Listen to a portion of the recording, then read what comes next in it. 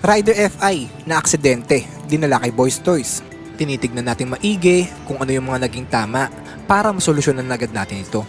Basag ang cowling, bumaliko na rin ang kanyang inner tube, at na-flat na rin pala ang gulong nito.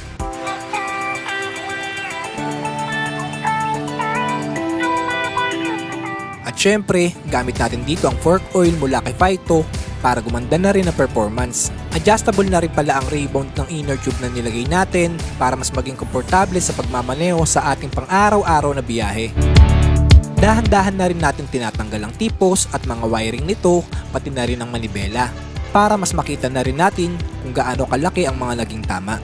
Talaga naman na hindi natin masasabi kung kailan darating ang aksidente kahit na doble ingat na rin tayo sa pagmamaneho. Kaya dapat lagi tayong magbaon ng sobrang habang pasensya at magbigayan sa kalsada at syempre sumunod na rin sa batas trapiko. Tandaan na may uuwian pa tayong pamilya sa ating mga tahanan na nagmamahal sa atin. Baliko na rin pala ang tipos nito kaya agad dinala sa machine shop upang maipatuwid dahil hindi pumapasok ang bagong inner tube na nilagay natin. Halos ang tagal rin nakabalik ng ating bossing dahil mahaba ang pila at maraming nagpapagawa sa machine shop. Basag na rin ang bearing sa manibela kaya mahirap na rin kabigin sa kada ililiko at dahil sa aksidente.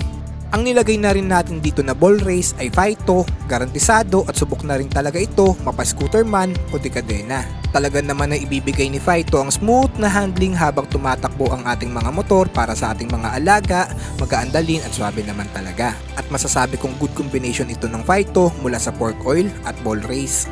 Kinakabit na rin natin ng tipos nito at hindi natin minamadali ang ating mga gawa upang masiguro ang bawat pyesa na kinakabit natin para sa inyong mga alaga.